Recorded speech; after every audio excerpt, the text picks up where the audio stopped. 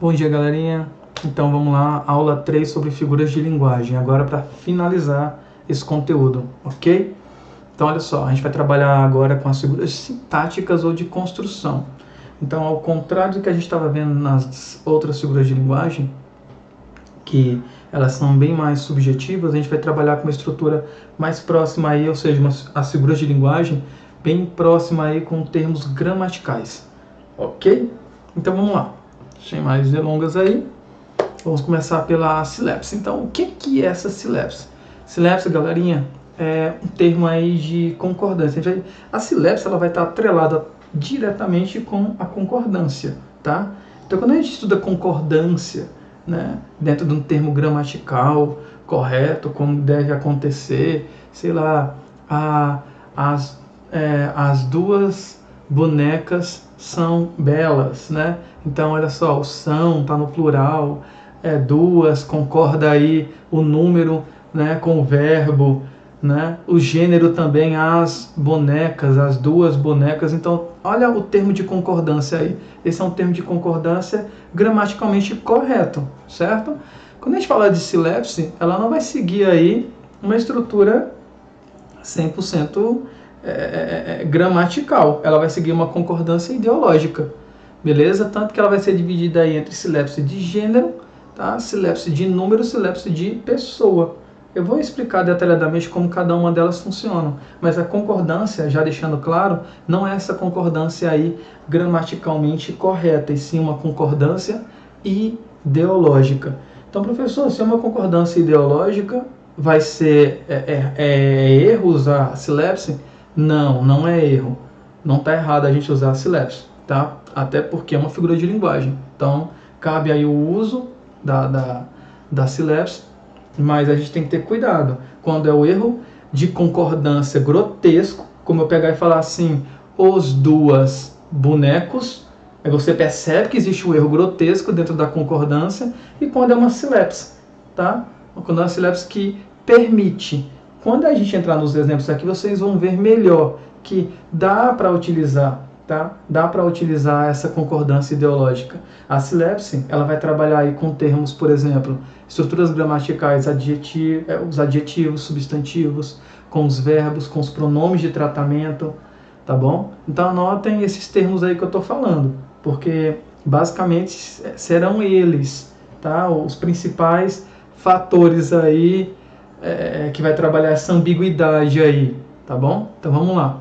Então, silepse, figura de sintaxe em que a concordância das palavras na frase se faz pelo significado e não pelas categorias gramaticais. Isso aqui eu já falei, tá? Então, ó, vossa eminência é o quê? É um pronome de tratamento feminino.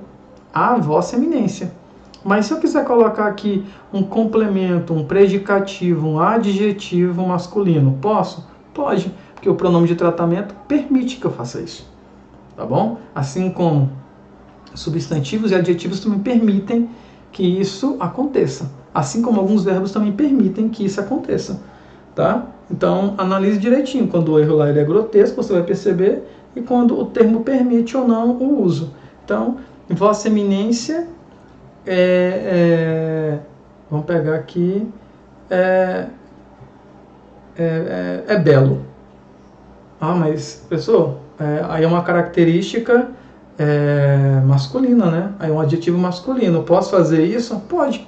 Você pode fazer isso. Então, pronome de tratamento no feminino e o adjetivo no masculino. Então, emprego de uma palavra no sentido próprio e no sentido figurado ao mesmo tempo. Então, vamos agora subdividir aí. Olha, silepse de gênero. Vamos pegar aqui um lápis aqui, que eu vou rabiscar um pouquinho. Então, silepse de gênero, vamos lá, olha só. Vossa santidade. Vossa santidade é um pronome de tratamento de gênero feminino. A vossa santidade. Eu não posso colocar aqui o vossa santidade, né? Então, a vossa santidade é magnânima. Olha aí, ó. Nossa Senhora, é magnânima. Puxa saquismo, né? Então, a vossa santidade é magnânima. Então, aqui há uma relação de concordância, é o que a gente já espera que aconteça. Aqui há silepse? Não, não há silepse. Vai acontecer a silepse de gênero quando eu inverter esse gênero aqui para o masculino. Olha só. A também. Vossa Santidade é magnânimo. Olha aí, mudou, tá vendo? Magnânimo, olha o ozinho aqui no final. Então, aqui nós temos o que? Um pronome de tratamento no feminino, mas nós temos aqui essa característica, esse predicativo, esse adjetivo no masculino. Então, aí sim, quando houver essa quebra, é uma concordância ideológica. Lembra lá do que eu falei no outro slide? Né? Tá errado? Não, não tá errado. Posso fazer isso? Pode. Quando você puder fazer isso, vai dar o nome de sílapse. Beleza? Olha aqui os outros exemplos. Suas excelências não estão satisfeitos. Sílapse. Mas olha a frase original. Suas excelências não estão satisfeitas. As suas excelências. Até pede aqui um artigo feminino, né? Então a gente já viu que esse pronome de tratamento é feminino.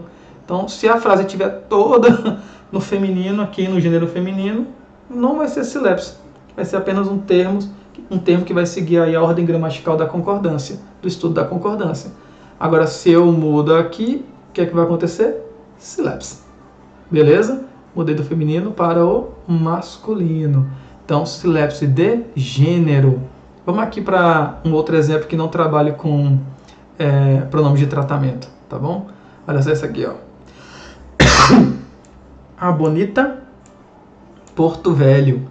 Então, nós estamos trabalhando com o que aqui? Aqui a gente estava trabalhando com características, né, adjetivos e pronomes de tratamento. Aqui a gente já está trabalhando com o substantivo e também o adjetivo, né? Então, a bonita é uma característica de quê que ele está colocando aí? Do Porto Velho. Mas a bonita é um adjetivo feminino. E Porto Velho é um substantivo masculino. Então, aconteceu aqui. Eu posso fazer isso? Pode sim, né? Como é que eu vou colocar aqui o bonita Porto Velho? Se eu colocar aqui vai estar totalmente errado, né? Não tem como. Então, a bonita Porto Velho. Então, adjetivo feminino, substantivo masculino. O Porto Velho, porque aqui caberia o ozinho. O Porto Velho é masculino, tá bom? Então, sofreu mais uma vez com calor intenso. E mais um aqui com pronome de tratamento. Então, a Vossa Excelência está o quê? Preocupada? Se tivesse preocupada, não seria sílapse. Agora, como está preocupado, e há essa ambiguidade aqui quanto à ideologia da concordância, né? A Vossa Excelência feminino, preocupado no masculino, aí sim é um exemplo de sílapse. Então tá aí, galerinha, sílapse de gênero. Vamos pro próximo. Sílapse de número. Galera, sílapse de número ele vai se resumir a isso aqui, ó. Vamos lá. Cadê aqui meu lápis? Cadê minha canetinha? Tá aqui, ó. Então, ó, quando a palavra estiver no singular, mas tem uma ideia de plural. Basicamente vai se resumir só isso aí. Se você entender essa proposta de a palavra está no singular, mas tem ideias de plural, você vai entender, você vai conseguir aí encontrar, vai conseguir caracterizar aí, né? Até produzir alguns exemplos de sílapse de número. Beleza? Então, olha só aqui para esses exemplos daqui, ó. O casal, a banda. A gente sabe que um casal não pode ser formado apenas com uma pessoa, né? Mas o casal, né? Até pelo artigo que está no singular, a palavra, ou seja, o substantivo que está no singular. A banda, até pelo artigo também que está no singular, né? A banda também é uma palavra, um substantivo que está no singular. Porém, as duas representam o quê? Tem uma ideia de plural. Então, quando a gente continuar aí no decorrer da oração, vocês vão ver que o verbo vai ser aí, automaticamente ele vai passar para o plural, entendeu? A gente vai pensar assim, o casal chegou calado, mas logo começou a discutir. Se eu colocar começou a discutir aqui no lugar de começaram, o que é que vai acontecer? Vai estar errado? Não, não vai estar errado. Porém, não será uma sílapse de número, tá? Vai ser o quê? Uma estrutura que segue aí o estudo da concordância, né? Gramaticalmente correta, beleza? Agora, como eu fiz essa quebra, o casal está no singular, chegou calado, mas logo eles começaram a discutir, o verbo eu conjuguei no plural, independentemente do substantivo estar no singular, quando tiver essa quebra aqui, aí sim, vai ser uma sílapse, vai ser essa ambiguidade aí, essa concordância ideológica. Entenderam? Mesmo exemplo acontece na banda. A banda apresentou ontem. A banda é o que? Palavra no singular, certo? Então a banda se apresentou ontem, tocaram, eles tocaram. Tá vendo? Ó? O verbo apresentou uma ideia de quê? De pluralidade, porque a banda não é formada de apenas uma única pessoa, e sim de vários integrantes. Agora, se eu quisesse transformar essa frase aqui, tirar a característica de sílabus dela, a banda se apresentou ontem e tocou de tudo. Entenderam? Viu a diferença? Então, quando eu colocar aqui começou, tocou, eu estou colocando a estrutura seguindo o quê? Uma ordem gramatical dentro do estudo da concordância. Se eu quiser colocar uma ideologia, né, uma concordância ideológica, aí eu vou ter que conjugar o verbo e passar eu mesmo para o plural. Beleza? Então, palavra no singular, tá? Com ideia de plural. Palavra no singular com ideia de plural. Aqui você pode ver que é uma relação de substantivo e verbo, né? Então, mais uma explicaçãozinha rápida aqui. A sílabus de número ocorre quando o verbo da oração não concorda gramaticalmente com o sujeito da oração, mas sim com a ideia que nele está contida. Então vamos lá. Mais uns exemplos aqui, né? A procissão saiu, né? Então a procissão, não consigo fazer uma procissão com uma pessoa só, ok? Então se a procissão saiu, né? Várias pessoas saíram, mas a palavra aqui, eu quero que você entenda que a palavra está no singular. A palavra está no singular. Beleza? Mas passa uma ideia de plural, porque a procissão não faz apenas com uma pessoa. Então a procissão saiu. Andaram por todas as ruas da cidade de Salvador. Então quem andaram? Eles andaram, né? As pessoas que vieram a compor aqui essa procissão. Outro exemplo. Como vai a turma? Tem uma turma de uma pessoa só? Não tem. Então, como vai a turma? Estão bem. Tá vendo aí? Então, eles estão bem. Palavra no singular com ideia de plural. O povo corria por todos os lados e gritavam muito alto. O povo também. O artigo já está dizendo tudo. Ó. O povo, singular.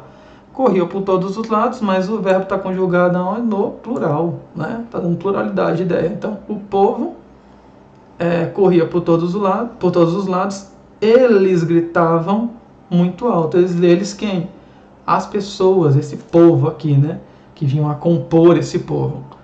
Tá ok? Então, mais uma vez, palavra, substantivo, está no singular, mas que passa uma ideia de plural. Ok?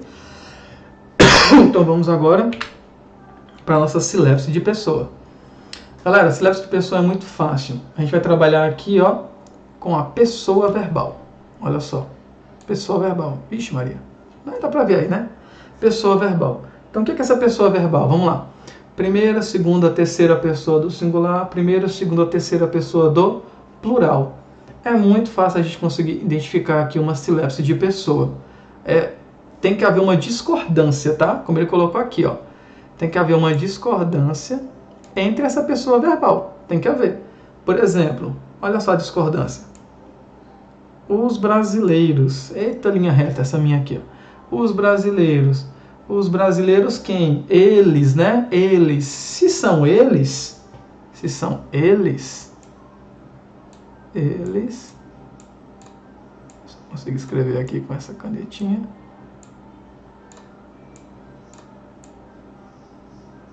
Se são eles, né? Os brasileiros, né? Vamos separar aqui. Os brasileiros, choramos a derrota da seleção. Os brasileiros, choramos a derrota da seleção. Olha esse verbo aqui. Esse verbo aqui. Quem choramos? Nós.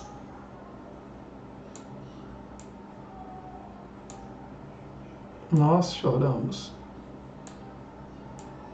Então aqui nós temos o que? Olha só, galera. Terceira pessoa do plural, eles, os brasileiros.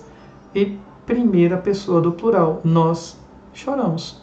Tá vendo aí? Houve uma discordância da pessoa verbal entre a primeira do plural e a terceira do plural. Tá vendo aí? Ele não seguiu uma ordem, tudo na terceira pessoa do plural, ou tudo na primeira pessoa do plural. Não, houve uma discordância aí entre essa pessoa verbal. Olha os outros exemplos. Cadê minha canetinha? os agricultores. Os agricultores quem? Eles, né? Eles, os agricultores. Temos orgulho de nosso trabalho. Temos orgulho. Tá na mesma pessoa verbal dos agricultores? Não. Eles, os agricultores. Nós temos orgulho de nosso trabalho. Então aqui também está na primeira do plural e aqui está na terceira pessoa do plural. E no último exemplo aqui, ó, dizem que os cariocas somos poucos dados aos jardins públicos. Mesma coisa. Os cariocas, eles, nós somos, primeira pessoa. Então, primeira do plural, terceira do plural. Houve discordância entre sujeito e pessoa verbal. Quando houver essa discordância aí, a gente vai caracterizar como sílabus de pessoa. Vamos lá. Então, agora a gente vai entrar aqui no hipérbato. Galera, muito simples quando a gente fala de hipérbato aqui. Hipérbato é a inversão da ordem em relação a como você apresenta a sua oração. Então, hipérbato é a forma poética de se falar, né? O hipérbato era muito utilizado pelos poetas de um modo geral, porque ao invés de utilizar uma ordem direta dentro da fala, o hipérbato ele permite que você utilize uma ordem inversa, né, no modo de falar, entre o sujeito e a oração em si. Olha só como que funciona aqui. É muito fácil você conseguir classificar, identificar aí uma estrutura que tem essa característica, que tem essa figura de linguagem aí, o hipérbato, tá bom? Então olha só, quando a gente fala assim, morreu o prefeito da cidadezinha. A forma como foi colocada aí tem a característica de hipérbato, tá? Eu poderia falar numa ordem direta, o prefeito da cidadezinha morreu. Pode falar de uma forma bem direta, o prefeito da cidadezinha morreu, mas não, morreu o prefeito da cidadezinha. Como eu disse, ela caracteriza, ela vai muito na mão aí de uma linguagem poética, tá? Olha outro exemplo aqui, ó. Sofrer por amor, não quero mais. Uma ordem direta, certo? Inversa, na verdade. Agora vamos colocar aqui sem o hipérbato. Não quero mais sofrer por amor. Ordem direta. Então, ao invés das pessoas, né, falarem de uma forma direta, por isso que eu disse os poetas, né, de uma forma direta, eles utilizam esse hipérbato aqui para usar essa ordem inversa aí e deixar a sua poesia mais eloquente aí, mais com características, né, de poesia, né? Então vamos lá. Outros exemplos aqui. Vamos lá. Dança à noite o casal de apaixonados no clube. Olha a forma como foi colocado. Dança à noite o casal de apaixonados no clube. Ordem direta. O casal de apaixonados no clube, ó, o casal de apaixonados dança no clube à noite. Tá vendo aí? Aves, desistir de ter. Olha aí como a linguagem é bem poética, tá? Ordem direta. Desistir de ter aves, né? Então, muitas vezes a gente acaba utilizando até no nosso dia a dia, né? As flores são belas, né? Belas são as flores, né? Então, sem querer, em algum momento ou outro, a gente acaba utilizando essa figura de linguagem, tá? Mas como eu disse aqui, é mais utilizada aí dentro de uma linguagem mais poética, beleza? Então, vamos avançar aqui. Ah, galera, a elipse aí, né? Elipse. Vamos lá, galerinha. Então, como funciona a elipse? Vamos aqui dentro de uma explicação gramatical, né? Vamos aqui primeiro o termo dela, uma linguagem direta, o que é a elipse, né? Então, gramática, omissão de uma ou de várias palavras que não são indispensáveis para a compreensão da frase. Elipse do sujeito do verbo. Galera, olha só. A elipse, ela vem um pouquinho a se confundir com o zeugma, tá? Mas quando eu chegar no zeugma, vocês vão entender como é que ela funciona um pouquinho. Porque a zeugma é a omissão de uma palavra que já foi dita antes. A elipse, essa palavra nem foi dita. Vocês vão entender quando eu chegar em zeugma lá, tá? Mas vamos continuar aqui em elipse. Então, olha só. Exemplo de elipse. Luzes acesas. Quem estaria em casa a essa hora? Gente, teve alguma omissão aqui dentro da oração? Essa omissão, ela é facilmente identificada pelo contexto? Então, luzes acesas. Quem estaria em casa a essa hora? Olha só a explicação aqui, ó. A gente consegue já entender que as luzes estavam acesas, né? Então, como houve essa supressão aí, né, essa omissão, no caso aqui desse verbo, como eu coloquei aqui, ó, do verbo, a gente vai caracterizá-lo como elipse, tá vendo? Então, toda vez que houver a supressão, tá, de um termo que ele é facilmente identificado dentro do contexto, a gente vai caracterizar como elipse, tá? Então, olha só mais alguns exemplos aqui. Vamos lá. Aqui, temos aqui, ó. Comi, vem aqui, ó, do lado direito. Comi 2 fatias de pizza de calabresa ontem. Quem comeu? Eu. É fácil identificar aí o sujeito dentro dessa oração? O sujeito? É fácil identificar, né? Então, muito tranquilo da gente conseguir entender como que funciona essa figura de linguagem elipse, porque é simplesmente a omissão. É simplesmente a omissão de quê? De um termo facilmente identificado aí pelo nosso contexto. Aqui tem uma outra classificação sobre. Elipse é uma figura de linguagem de construção ou sintaxe. Ela é utilizada na omissão de termos em um enunciado que não foram citados anteriormente. Contudo, esses termos são de fácil identificação. Tá vendo? Agora pega bem essa palavrinha aqui, esse trechinho aqui, ó. Cadê aqui? Não é utilizado aqui, ó. Que não foram citados anteriormente. Tá vendo aqui, ó? Luzes acesas. Esse verbo estavam aqui, o verbo está aqui. Ele foi citado anteriormente? Antes disso aqui? Não, não foi citado, né?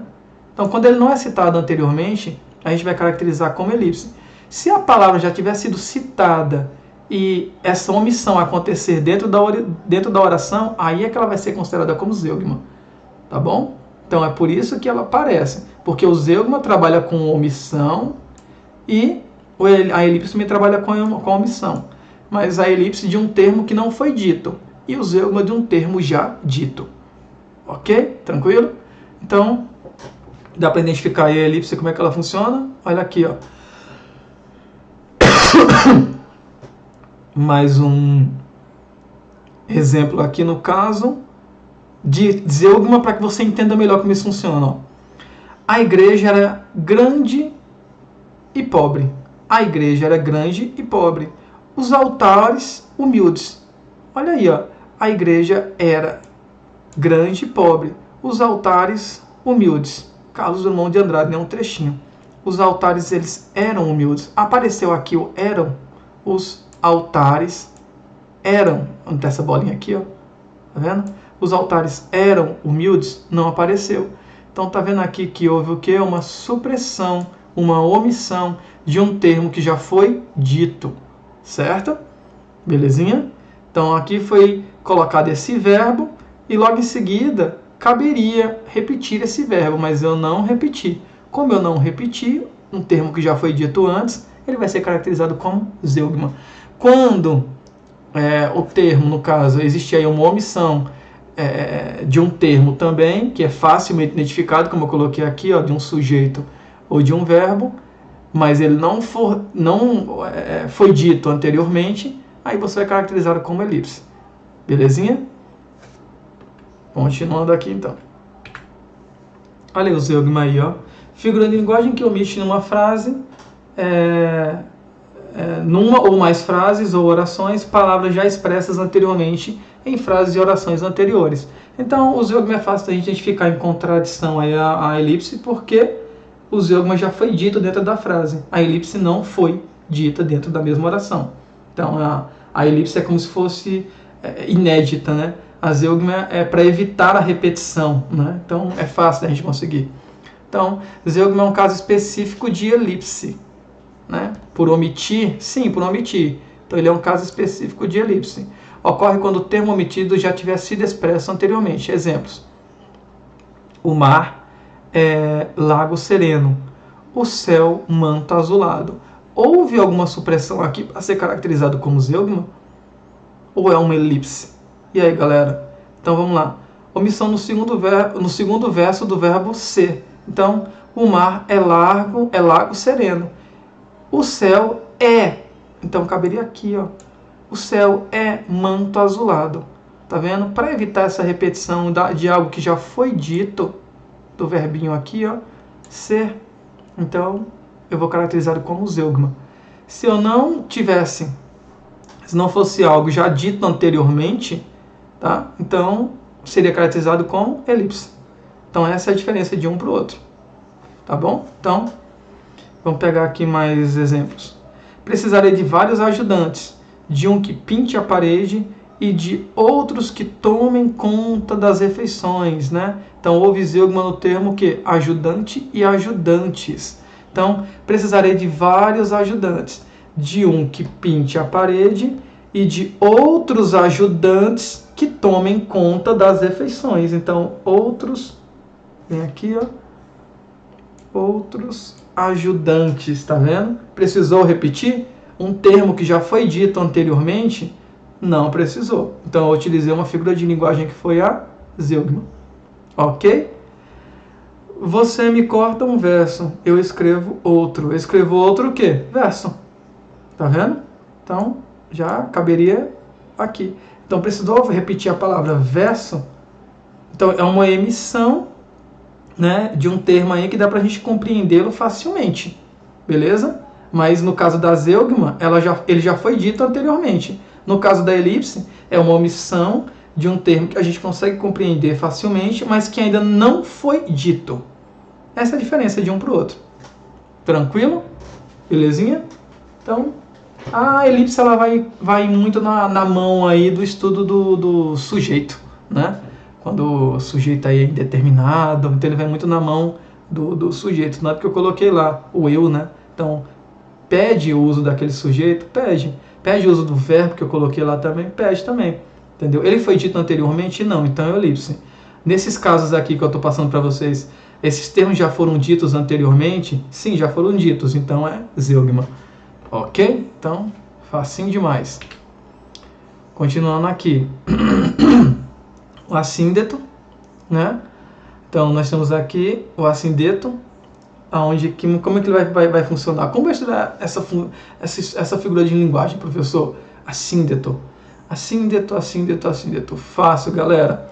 Gramática, supressão de conectivos entre palavras. Lembram dos polissíndetos lá que eu expliquei para vocês? Onde há uma repetição contínua do mesmo conectivo, né? O esse azinho aqui, tá vendo aqui, ó? O a quer dizer a falta de. É uma expressão de negatividade. Então quer dizer que falta o quê? Conectivos, né? Então esse assíndeto aqui quer dizer que falta de conectivos. Então quer dizer que a estrutura não vai ter conectivos, porém vai ter sentido, tá? A gente pensa assim, precisa de conectivos para poder dar a musicalidade, para poder ligar um termo, uma oração a outra. Em sua maioria, sim, né? Então os conectivos eles são essenciais para isso. Mas tem como eu escrever e a minha oração ter sentido mesmo sem esses conectivos? Também tem. Quem faz o papel desses conectivos? A vírgula. A vírgula vai fazer o papel desses conectivos. Olha só o exemplo. Vim, vi, venci. Tem sentido? Tem. É uma oração? Tem conectivo? Não. Então, assíndeto, falta de conectivos. Supressão de conectivos entre palavras ou orações. Não tem conectivos. É a supressão dele. Ok? Olha outros exemplos aqui, ó. Vamos lá.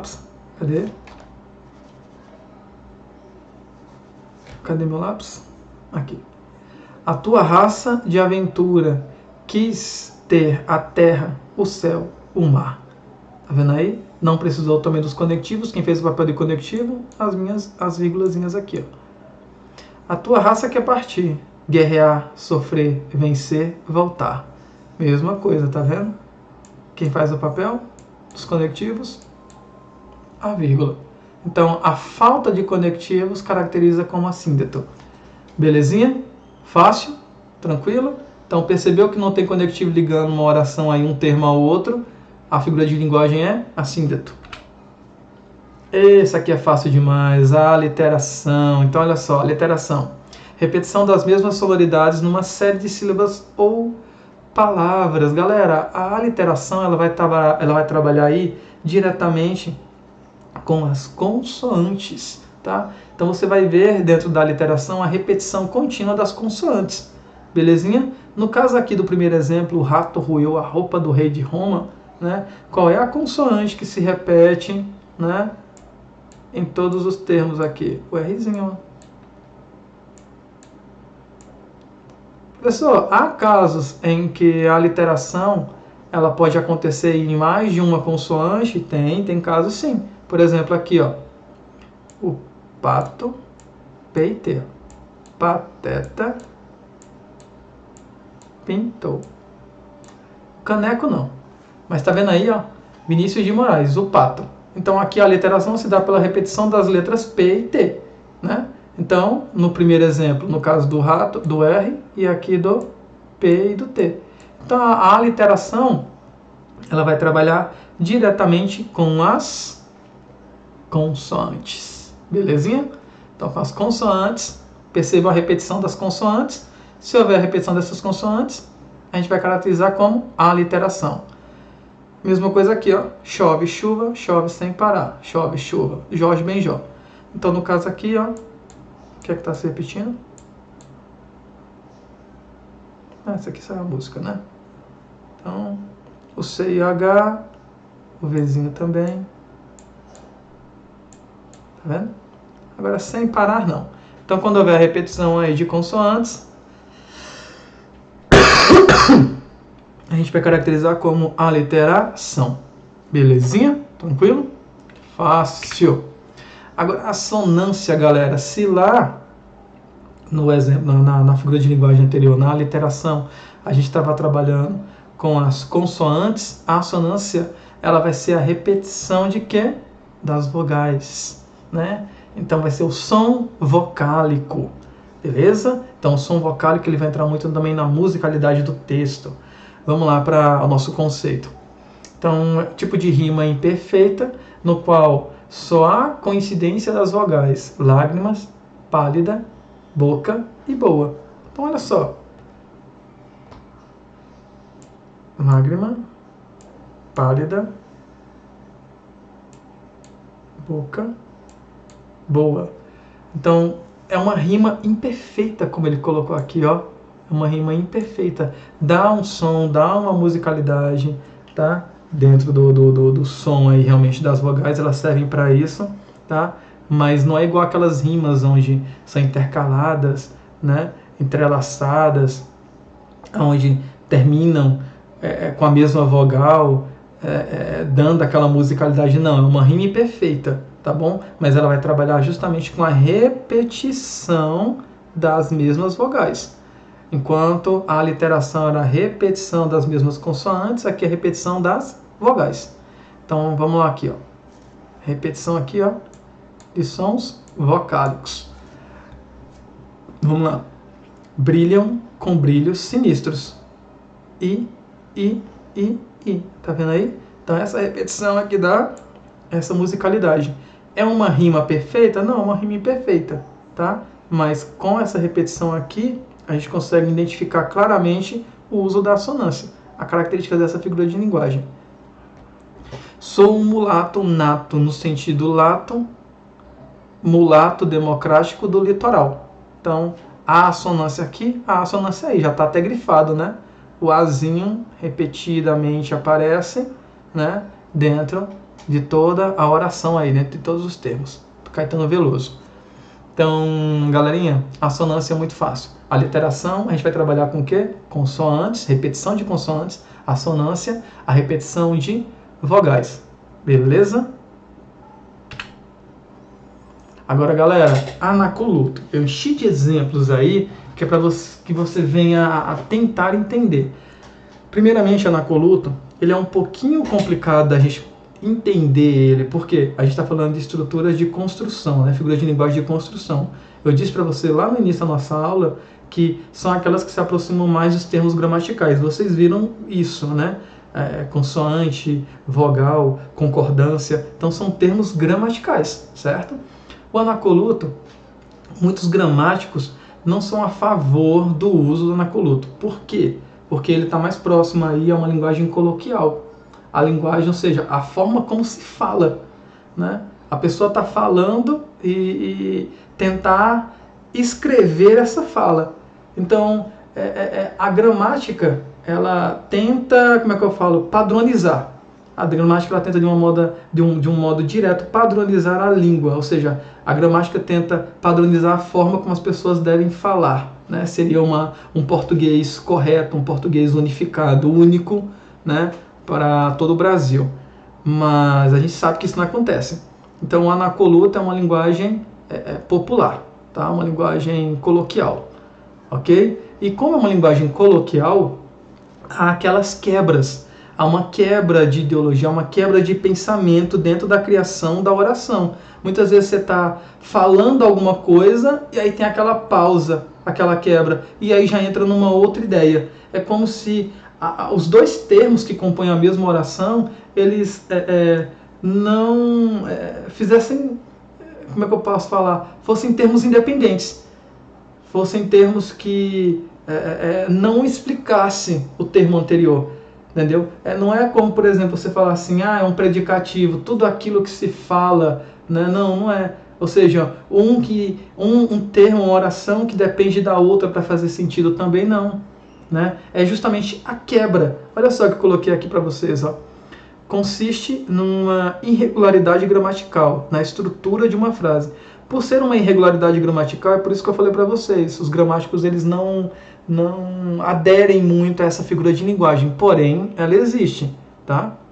Então, na estrutura de uma frase, como se o locutor começasse uma frase e houvesse uma mudança de rumo no pensamento. Então, começou uma frase e essa mudança de rumo no pensamento fez com que ele finalizasse a frase com uma outra ideologia, com outro pensamento. Então, não parece que a oração está totalmente ligada. Parece que são orações diferentes dentro do mesmo contexto. Olha só como é engraçado. Por exemplo, aqui, ó. A emoção acabou. Que coincidência. É o amor. A nossa música nunca mais tocou. Não parece que são orações totalmente independentes? Né? São quebras dentro do pensamento, né? A mudança no rumo do pensamento. Então a gente está falando muitas vezes e tem aquele lapso de memória ali, aquele pensamento em que você inicia uma fala, pausa e termina com uma outra ideia, né? Então isso é um anacoluto, tá bom? Acontece muito, muito, muito. A pessoa, quem falar que não utilizou, nunca utilizou dessa figura de linguagem tá mentindo. Porque quantas e quantas vezes, né, até mesmo em sala de aula, o próprio aluno vem com uma ideia pronta, muitas vezes, professor, e vem, solta aquela pergunta e tem aquela quebra de ideologia e termina a pergunta dele com algo que não tem nada a ver com o início da pergunta. Então, quando houver essa quebra de ideia, né, essa mudança no rumo do pensamento, a gente vai chamar de anacoluto, beleza? Então, tem termos aqui mais específicos, vamos dizer assim, ó. Anacoluto é uma figura de linguagem. Cadê minha canetinha? Canetinha, cadê você? Aqui, ó. Anacoluto é uma figura de linguagem que consiste em uma irregularidade na estrutura gramatical de uma frase. Acontece sempre que há uma interrupção da estrutura sintática da frase. Então, acontece sempre que há uma interrupção. Tá vendo? Sempre que há aí uma interrupção na estrutura da frase. Então, essa interrupção é justamente o quê? A mudança de pensamento. Quando você para, você inicia uma estrutura e quando acontece essa interrupção, você muda, né? O quê? Há uma mudança no rumo do seu pensamento aí vai ser caracterizado como anacoluto. Ok? Então, vamos lá, olha só. Mais um exemplo aqui. Esse aqui ele está escancarado, né? Está escancarado. Nem parece ser uma oração que se integra aí, né? Que tenha sentido entre as partes, mas tem, né? Então, eu entrei na padaria, o gato dizia para a raposa que ela tinha um irmão. Então, eu entrei na padaria. A vírgula ali é o quê? O que é a vírgula? A interrupção dentro do quê? Do pensamento. E aí, quando veio a finalizar esse pensamento, o gato dizia para a raposa que ela tinha um irmão. Totalmente desconexos aqui a questão de ideologia, né? de pensamento. Nem parece ser uma oração única, igualmente a primeira, aqui onde há as quebras, tá vendo? As quebras em relação à pausa, né? Então você vai ver que o anacoluto, a pausa, ela é obrigatória, porque a pausa é a interrupção, a pausa é a quebra, a pausa é a mudança dentro do pensamento. Aqui mais um exemplo. Ele,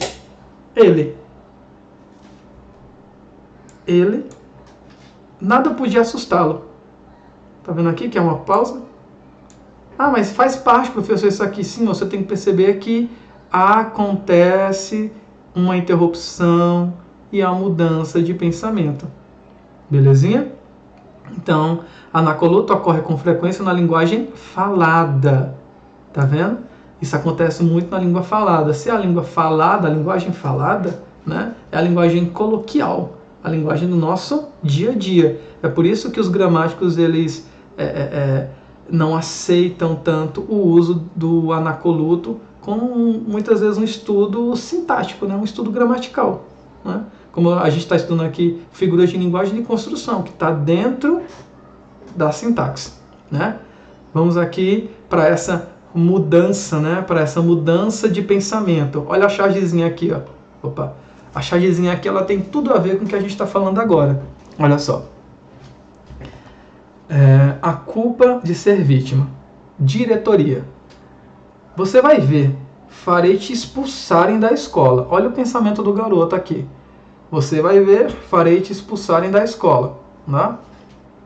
Aí vem aqui as quebras dentro da fala, né? Nem parece que é algo relacionado aqui ao primeiro texto. Mas é. Você viu? Ele apanhou de uma menina. Ah, que fracão. Pois é, mulher e mais nova. Então, quando você pega esses termos aqui isoladamente, né? Você vê que há uma quebra dentro do pensamento, há uma quebra dentro da própria ideologia, há uma quebra dentro do pensamento. Agora, olha o final, como ele vai quebrar totalmente aqui o pensamento inicial dele com relação ao que aconteceu aqui na fala de outros personagens que nem aparecem. Moça, se tirar a queixa, as pessoas param de falar de mim? Então aqui ele queria o quê? Expulsar. E aqui, retirar a queixa. E aí já vem o pensamento. Já valeu a pena eu vir até aqui, né? Ela não falou praticamente nada, né? Ficou só ali observando, mas a própria fala do personagem principal aqui, o que apanhou, né? Tem a principal característica do anacoluto, o pensamento, a mudança de pensamento, a mudança no rumo do pensamento, né? E também as falas individuais aqui caracterizam também esse anacoluto, por estarem interligadas, né? As falas do personagem principal aqui, elas estão interligadas, mas ao mesmo tempo você percebe que parece que não. Parece que essa mudança de pensamento parece que são estruturas independentes, né? Que não fazem parte dessa história. Belezinha? Então, galerinha, tentei explicar aqui de uma forma mais clara possível. Beleza? Eu sei que é um vídeo aí um pouquinho grande. Já estamos aí em 43 minutos já, mas se aparecer alguma dúvida aí com relação a silepse, relação a anacoluto, com relação a qualquer outra estrutura que você não conseguiu entender bem, não hesite em tirar as dúvidas, belezinha? Então, vamos aqui para o fim. Muito obrigado. Tchau, tchau.